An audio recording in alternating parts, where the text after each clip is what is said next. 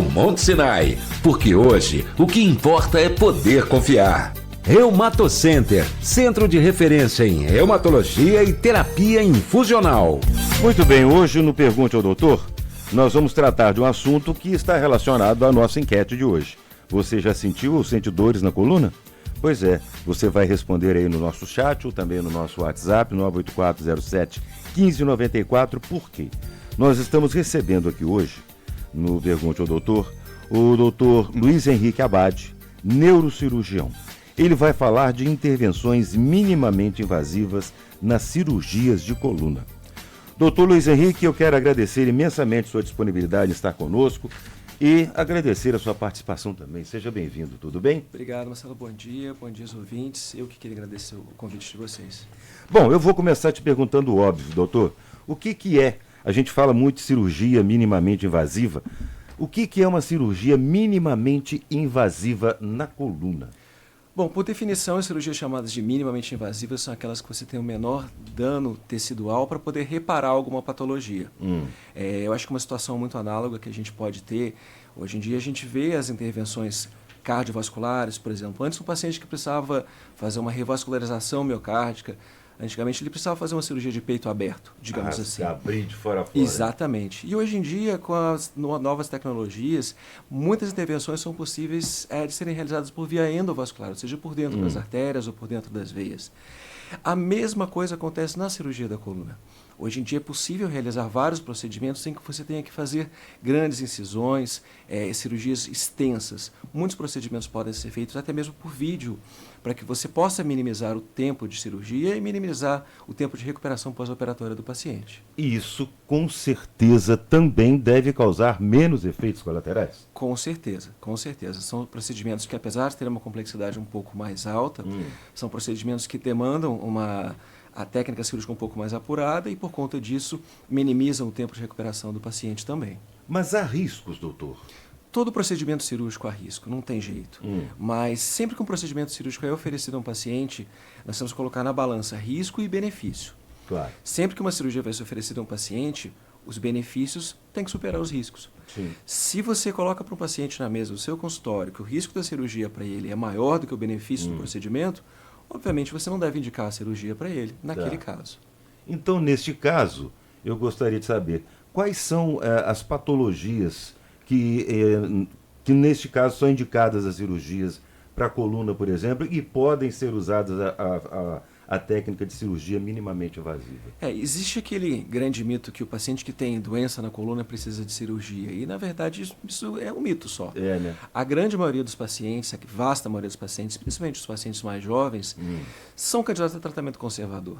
Mais de 95% dos pacientes com tratamento conservador feito de forma adequada conseguem sair da crise, conseguem ter uma vida normal, conseguem levar a sua vida diária sem grandes problemas. Sim. Mas existem alguns pacientes que realmente precisam de cirurgia, quando esgotados todos os tratamentos possíveis.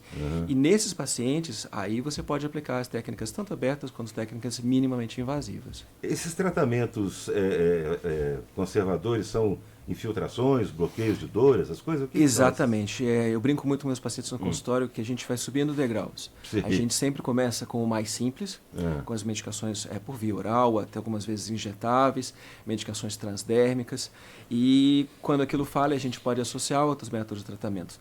Seja terapia de movimento, como Pilates, ou RPG, ou até mesmo musculação. Sim. Podemos associar os chamados bloqueios de dor, como você citou. E no último caso, para aqueles pacientes que falharam todas as linhas de tratamento, aí sim o tratamento cirúrgico. Entendo. Com relação nós fizemos essa pergunta hoje na nossa enquete, e eu gostaria de saber exatamente de você, um neurocirurgião, a questão de dores na coluna. Você falou que nem todas as dores na coluna são indicadas cirurgias. O que proporciona a dor na coluna? Porque eu acho que é muito comum, e você deve ouvir isso muito no seu consultório, lá no Monte Sinai, enfim. Doutor, eu estou com dor na coluna, eu sinto isso constantemente, não sei o quê. Aí o cidadão entra numa farmácia, toma um analgésico, melhora, esquece a dor na coluna. Na semana seguinte começa de novo. E é um ciclo que acaba se acostumando, o cidadão acostuma com isso. E eu já ouvi especialistas dizendo que sentir dor na coluna não é normal. Alguma coisa está errada. Isso é fato? Eu gostaria que você explicasse um pouquinho sobre isso. Obviamente, sentir dor não é normal. Sentir dor é um Dor alarme, nenhuma, né, dor doutor? nenhuma. É um alarme do seu corpo que tem alguma coisa errada. É o seu corpo te dizendo, olha, você fez alguma coisa errada, tem alguma coisa que está me machucando. Então, a dor na coluna, obviamente, não é normal. Só que a vida que nós levamos hoje em dia, a vida moderna, digamos assim, o telefone celular, as telas de computador, muito tempo com posturas viciosas, sentado em posturas inadequadas, como todos nós aqui no estúdio nesse momento. Exatamente. Nós acabamos machucando o nosso corpo de forma mais precoce. Sim. Então, antigamente, as pessoas começavam a ter dor na coluna com 60, 70 anos de idade, mas hoje em dia temos visto cada vez mais pacientes jovens com queixas. Isso se deve muito a esse tipo de vida que nós temos. O sedentarismo também atrapalha. Então, toda vez que você sente alguma dor, significa que você está fazendo alguma coisa de errado. E, obviamente, isso tem que ser investigado. Sim. E aí a gente volta para o começo. A gente não obrigatoriamente precisa operar todo mundo. Claro que não. Mas a gente precisa identificar o problema enquanto ele ainda é pequeno, enquanto é um alarme do seu corpo dizendo, olha, tem alguma coisa errada.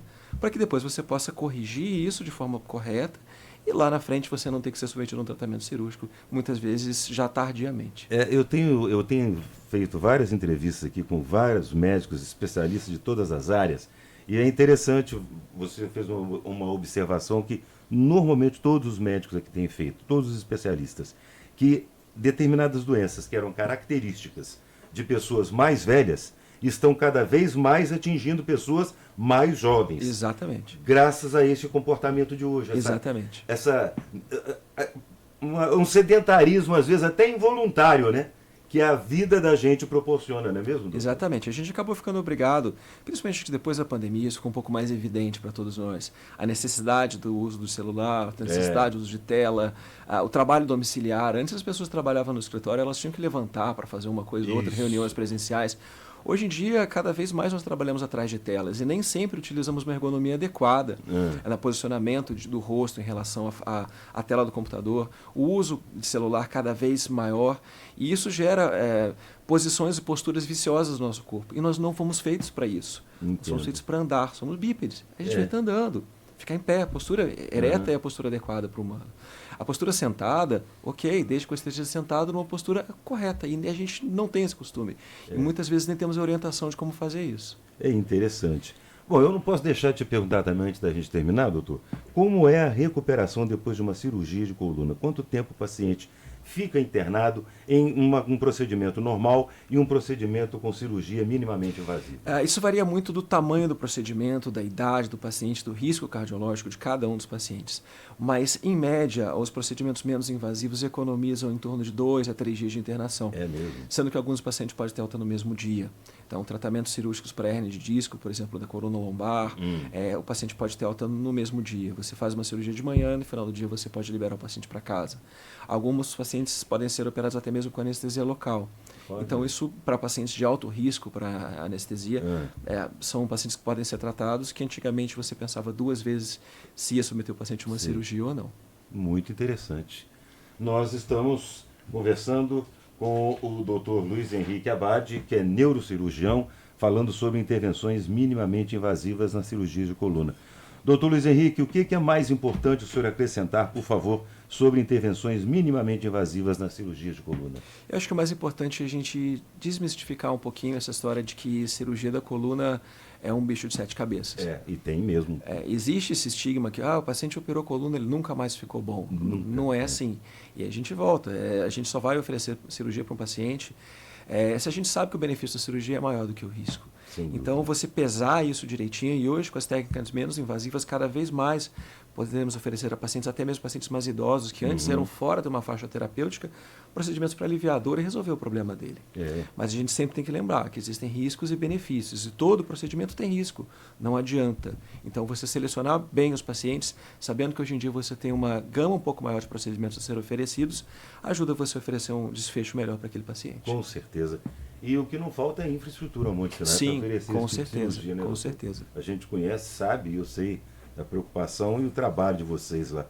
Olha, doutor, eu quero agradecer imensamente mais uma vez sua participação conosco. É um prazer enorme recebê-lo. Espero que você volte outras oportunidades e agradecer a sua disponibilidade aqui. Muito obrigado, eu que agradeço o convite e um bom final de semana a todos. Para você também, muito obrigado. Doutor Luiz Henrique Abad, neurocirurgião, falando de cirurgias minimamente invasivas para a coluna.